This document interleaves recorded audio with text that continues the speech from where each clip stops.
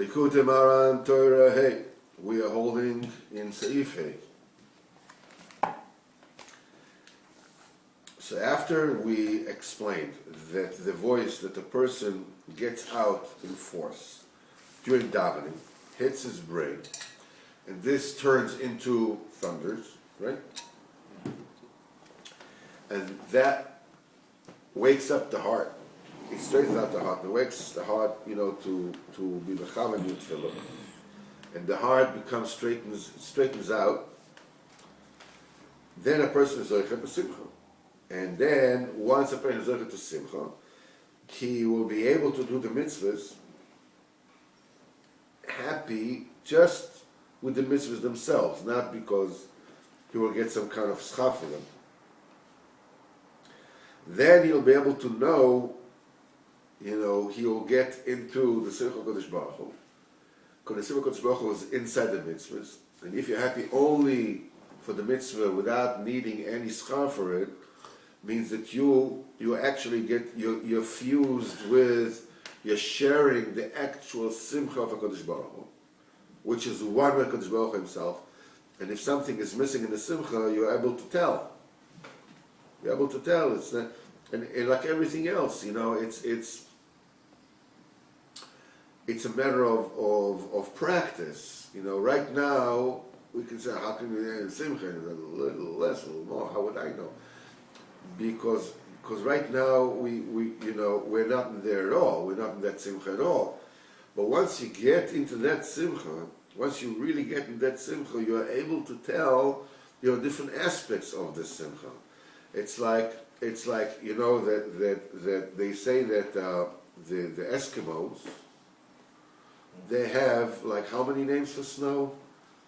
I don't know. They have like hundreds of names for snow.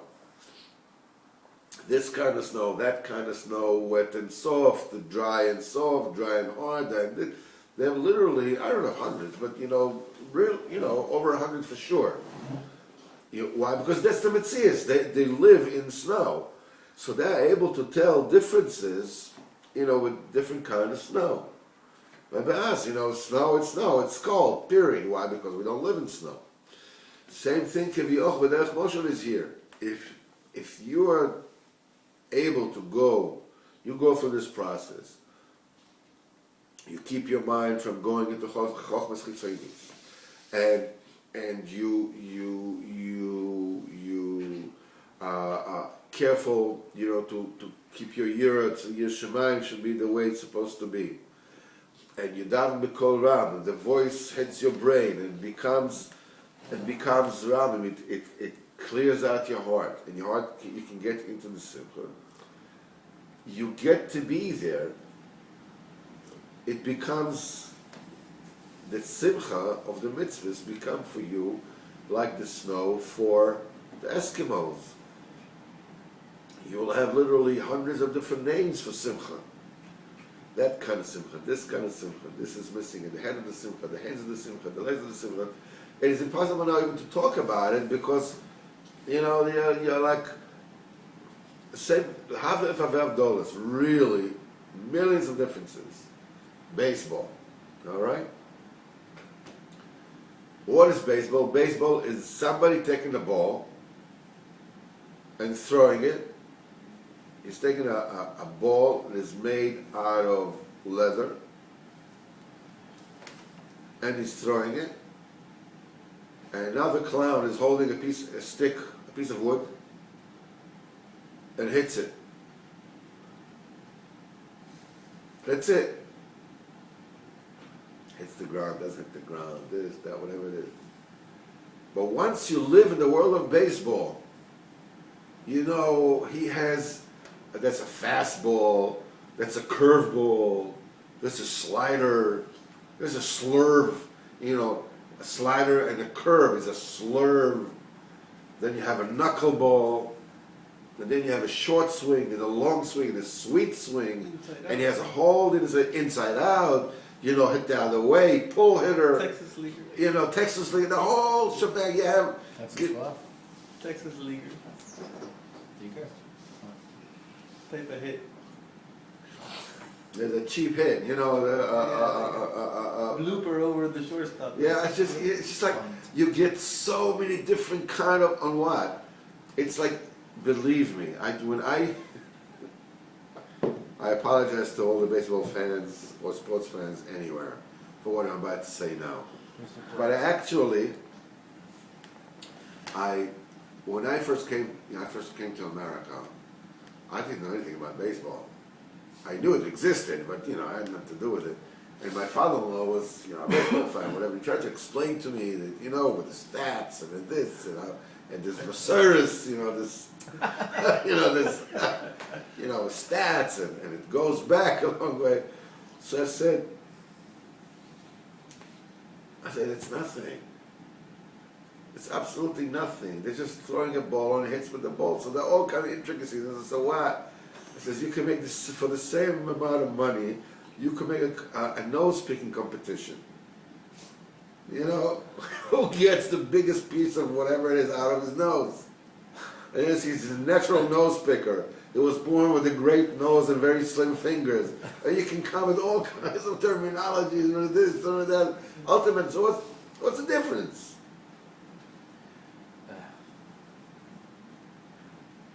Which comes to show you, but from this all comes to show you that once you get into the simcha, once you're zoichet you go through all the steps, and you're zoichet to get into the simcha Kodesh Baruch Hu. At the beginning, you just feel, wow, you feel this tremendous joy that like, you don't know what is what. But then, when you come into it again and again and again, you learn to differentiate like an Eskimo with snow. This kind of simcha, that kind of simcha, that is clean simcha, this is not clean simcha, this is simcha that is missing the top, is missing the bottom, is missing to the point that you can tell exactly if the world is before the Gzadin or after Gzadin. And obviously it's impossible to explain while we're standing on the outside of what is on the inside. But that's the way it is.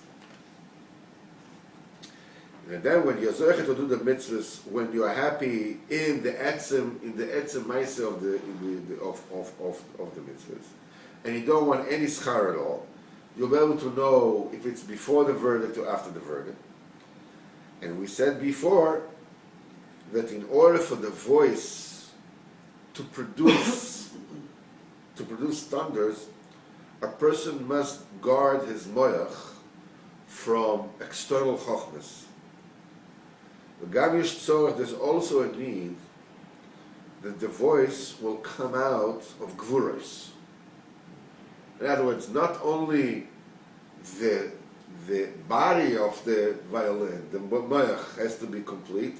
The strings also have to be complete. Has to be, the source of the sound also has to be guarded.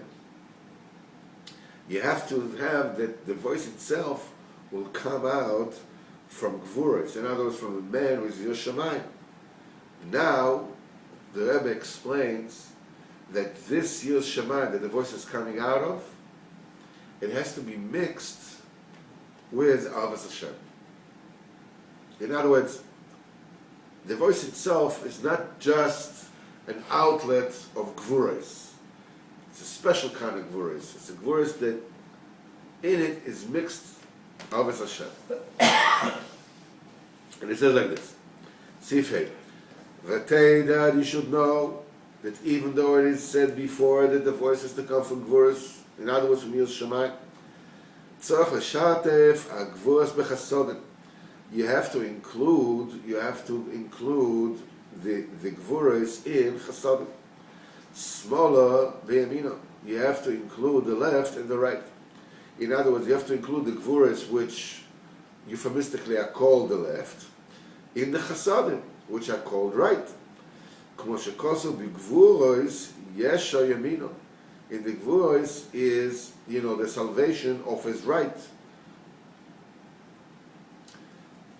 That means to say that the Yeshua that is worked out, that is brought about through the gvura, cannot possibly be revealed, to come from potential to actuality unless it goes through the chesed. Because don't forget, chesed is expression, right? Gvura is retaining, is blocking, is holding back. So the expression of Gvura has to have that pouring mode, right? It has to come through with giving. It has to have chesed in it. Ki'ikar is galus, the main revelation, any kind of revelation, especially of the year, the way it's supposed to be, aladei chasadim. You can only be able to chasadim when the chasadim, what they do is they sweeten the gvuras. To explain this, b'derech mashal,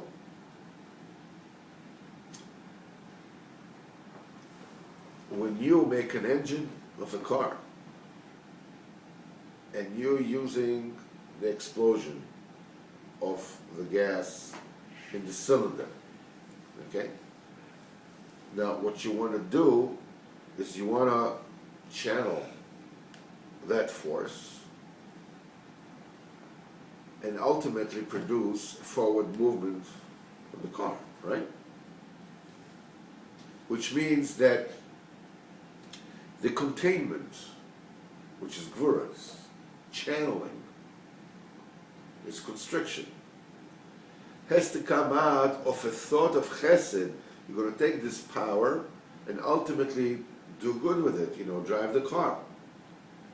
In other words, the way that you contain the power, the way that you do the gvuras, the way that you determine how the power is going to be held in, has to come out of a thought that you want to use it productively to produce drive, to produce.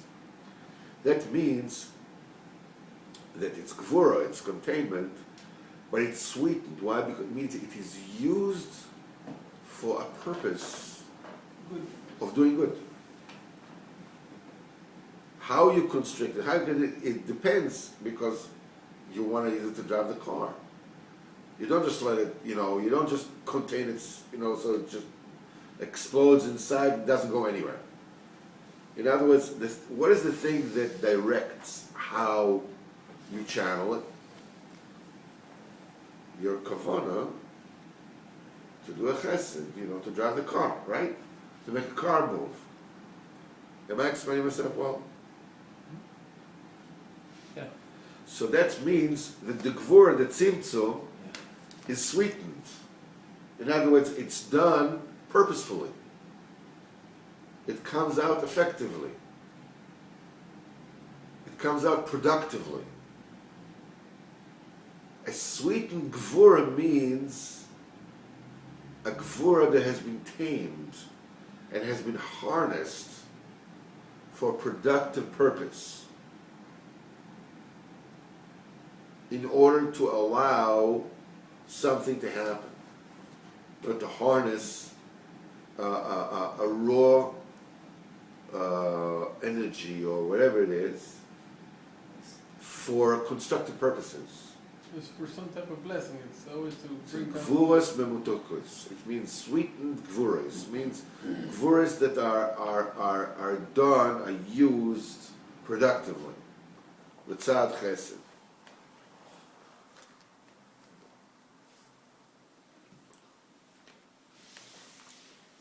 He said, "B'gvuras yasher minoi," that the Yeshua of the Gvura cannot possibly come out from, the effect of what the Gvura does. In other words, if we take here that the Chesed, let's say, is the driving of the car, so the car should be driven. The effect of the channeling of the energy produced in the engine is not possible unless the gvuras are measured and are sweetened in according to the principle of getting the koach ultimately to drive the car. A purposeful tzimtzum, not just tzimtzum for tzimtzum's sake. Ikar is galus, the main is galus of the year is through the chasodim that sweeten the gvuras. כמו שכתוב, as it is said, שב לימיני, sit to my side, עד אשיש אויביך הדום לרגליך, until I will put your enemies like a hassock to your legs. Which means that the victory in the spiritual war comes through the Yamin,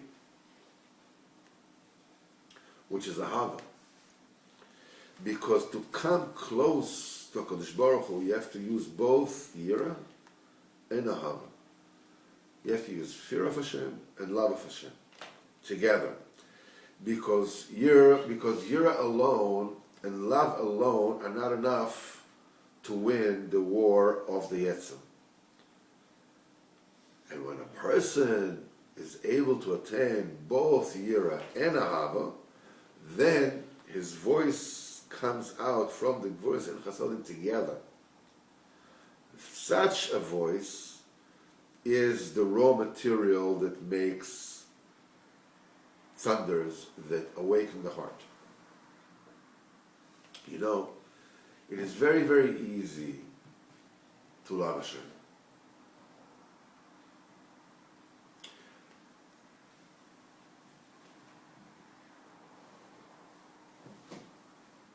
But to fear Him, that's a whole different mindset. To believe in Hashem is very easy. Anybody has a shtickle sechel, looks at the world, says, yeah, okay.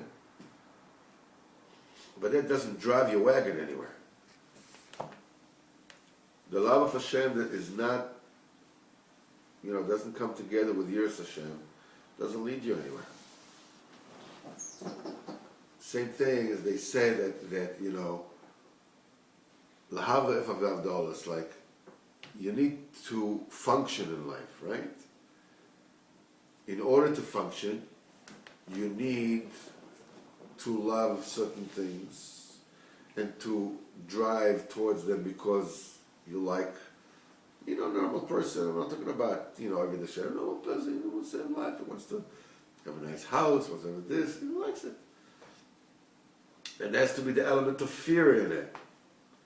If he's going to stop work, he's not going to have money, he's not going to this, he's going to save, he's going to squander his money, whatever it is.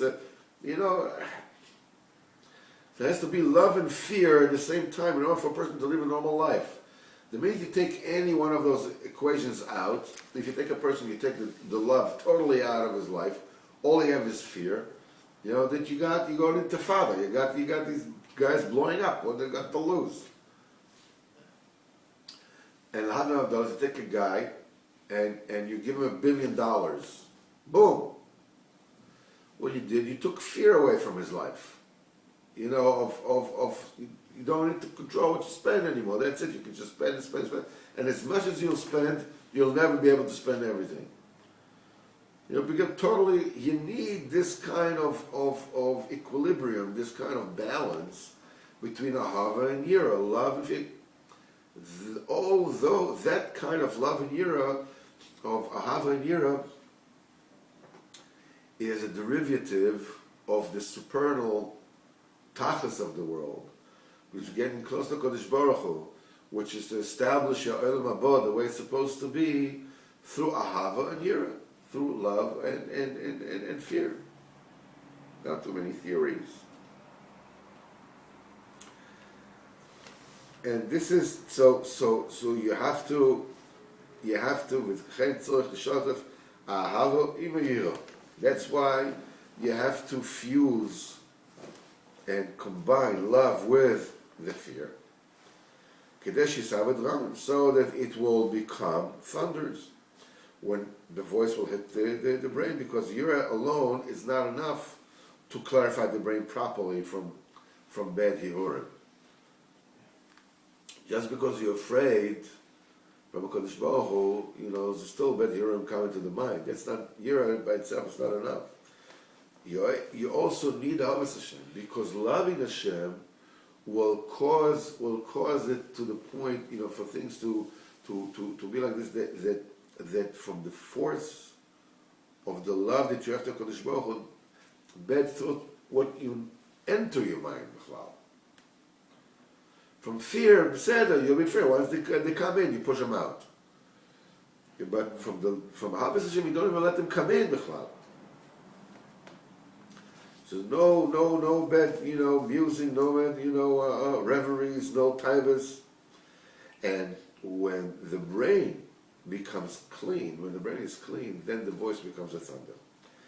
This is what is written in Tikkun Ezra, Besitra Diyamino, from the right side, Mocha Chibuk Kaspo, the brain is as white as silver.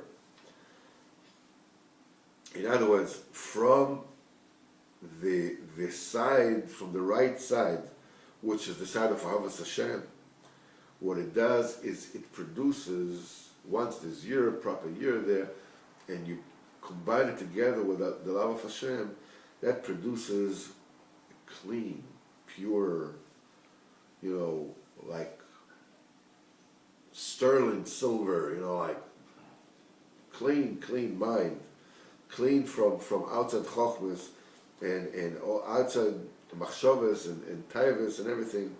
And then when the voice Hashem hits the moyach, that produces the thunder. Now, yesterday I asked you to remind me, which David did, because he volunteered to remind me, so he did.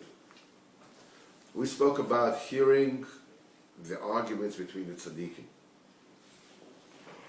Again, this is something that I said before, like almost everything that I say. I repeat myself.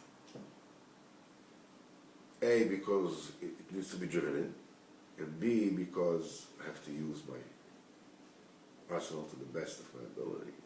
I can't just come up with new things all the time. So, say it over again. Yeah, what's the schlecht? Anyhow, the Rebbe says that about Tikkun HaKlali, it says in the Zohar says on the Gam Abris, Kol Be'elo Yishavu, all those who spill, you do Gam Abris, who spill the drops of bray, there's no tshuva on that. Because physically and spiritually, there is Ramach Evorim Shesagidim. There's 248 limbs and 365 sinews. Same way you have 248 mitzvahs aseh, you have 365 mitzvahs lois aseh. Prohibitions. Every mitzvah is keneged a certain limb, ruchnius, physically and spiritually. The neshama has 613 limbs and sinews, taryag. Now, in this world, before Tchias HaMesim, if a person loses a limb, chas v'chalil, it doesn't grow back. But people think that that's normal. It's only normal in as much that that's the reality in this world today. But it doesn't make any sense. Because the same brain that grew the arm or the leg that were amputated is still there. The same brain should, in theory, regrow the leg. And you consider this is so, because you see about lizards, right? If the tails get cut off, it regrows. In all these things, you can see. Our cells, they regrow all the time. No, but whole limb, whole limb. Bifrat, as you say, that we regenerate all the time. So why wouldn't the whole? The answer is that there's a stopper right now that stops it from happening. In the future, because God doesn't remove. No, thank you.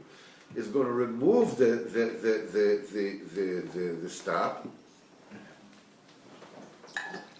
and as a result,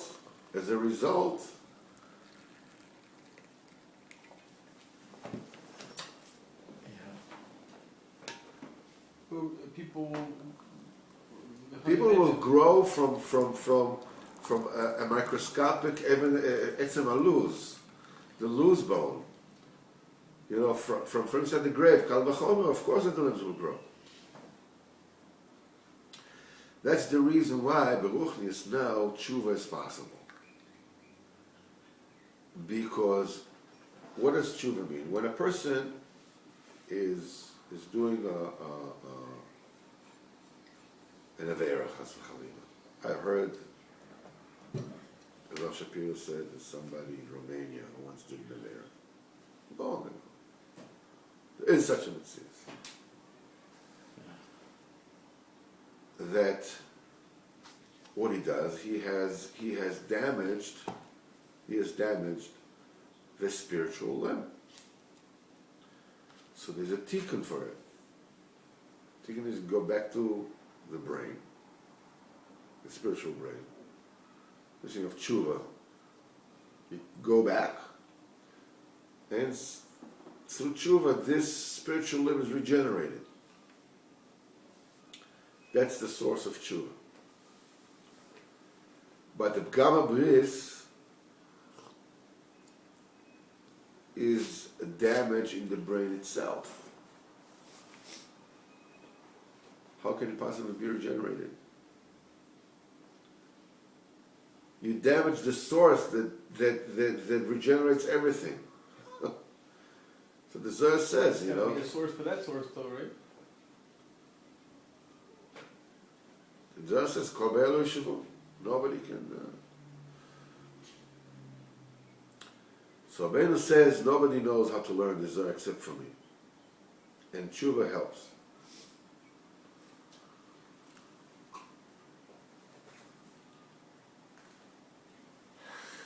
Get well soon, yeah.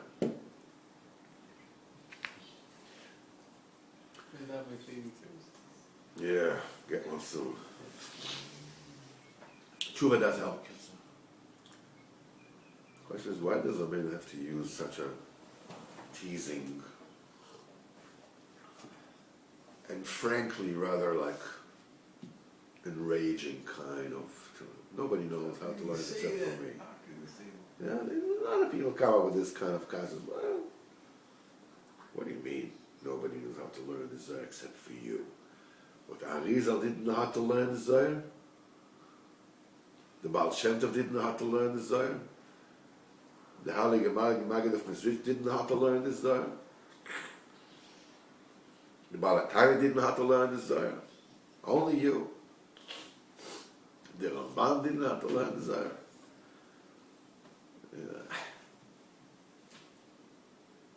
How can you say something like this? Nobody knows how to learn the Zohar except for me, and tshuva does help.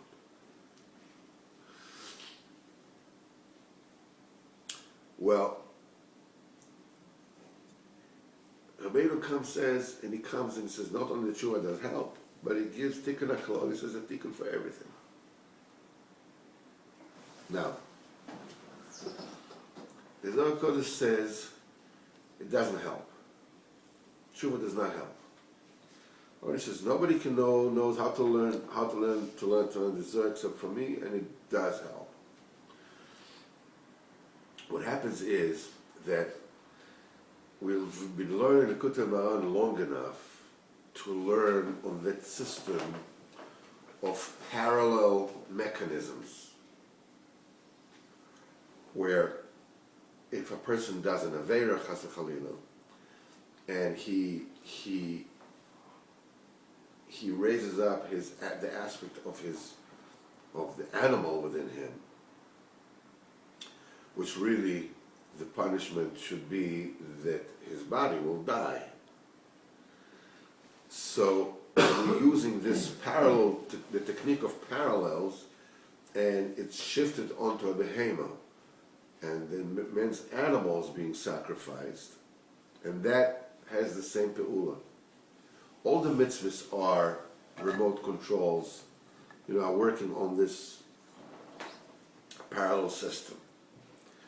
The same way that a person has a head, it has a body. The world, in its totality, also has a head and a body. Am Yisrael is the head, and the rest of the world is a body. Every nation has a head and has a body. Now, Am Yisrael also, Beklalius, has a head and a body. The head of Am Yisrael is the tzaddik, and the body is those are the people. Now, you have a head and you have a body. You have a hand. What makes this hand my hand? Attached to your body. Not everything attached to me is the thing that makes it my hand is it doesn't have an independent will. It does what I want it to do. I can't go and hit anybody and say, I didn't do anything to you, my hand hit you. I can't do anything like that. It's nonsense. Why? Because my hand does not have an independent will. My hand is nullified legabe my brain. Now, what Rabbeinu says is that there is a brain, as you started to say, but you were stealing my thunder, so I didn't. Rabbeinu says that the brain can also get from a source, from a brain. If a person becomes a limb to the tzaddik, who's the brain? Who is the brain? And he's clean. Mm-hmm. He can be mamshich yotikun. Even though when your brain acts as a brain, I'm Mr. Know-it-all. No, you damaged it. What can you do? But when you nullify your brain to the brain of the tzaddik, when your brain becomes the hand, the limb of the tzaddik, in other words, it has no independent will of its own, then you can get tikkunim from the tzaddik as well. So Mimela, the only way that you can possibly nullify your brain to the central brain, to the tzaddik, and become his limb, is when you cancel out the independence of your own mind, right? The only way it can happen is if you have a kasha, and your mind says, I'm sorry, this is unacceptable, and you take it and you put it aside. Why? Because the tzaddik said so. What could be greater when the Rebbeinu says, nobody can learn this except for me? So my mind says, what do you mean nobody can learn? What about the Rizah? What about Baal Shem Tov? What about the... You take this and you put it aside. If you don't do this... You don't become a limb. You don't become a limb. And you won't even take the tzidkun of the tzaddik. He says, what are you talking about? Through the kasha allows you to nullify you because it forces you to make a choice. Either you nullify your mind or you don't. Either you remain Mr. Big, I know, or yes, it's a kasha, but I don't know, I don't understand. He says, and that's it. Nobody can learn it except for him. Finish. That's what the Rebbe says, that the argument between the tzaddikim, you can accept it as a Mr. Big, with your own damaged brain. They said, I'm sorry. This, this was arguing with this one, this was arguing with this one. They both don't know what they're talking about. Forget about it. I'm the only one who knows. All right? Never. Then you are. But if you cancel yourself, you have to understand that canceling out and realizing that your own source of thinking has been damaged is only when you are posed with a mental pretzel, with a kasha. You have a choice. Either they're wrong, or my mind is seriously damaged. It's your choice. Are you going to say, nobody knows how to learn the Zohar except for me? He says it, that's it. I don't know. It's a kasha, it's a kasha. It's a kasha. But that's what he said. Then you get the tikkun of the tzaddik. Same thing is over here. When you hear the argument with the tzaddikim, you can say there's really an argument there. They both don't know what they're talking about. They're just little people. They're paka paka paka. They're arguing and this and that. There's a dispute between them. Blah blah blah blah blah blah blah blah. Or he's saying, listen. Why am I hearing this? It's because my mind is damaged. It's because they're trying to push me, mishamayim, from the way of life. Because that's what's coming to me, because it's what I did with my brain. And you're mevatel in your mind, and you come to the tzaddikim, that bitul, that nullification allows you to receive life from the central brain, right, from the tzaddik. You become a limb to the brain, to the central brain, and you can be regenerated. Shem Yazov. To please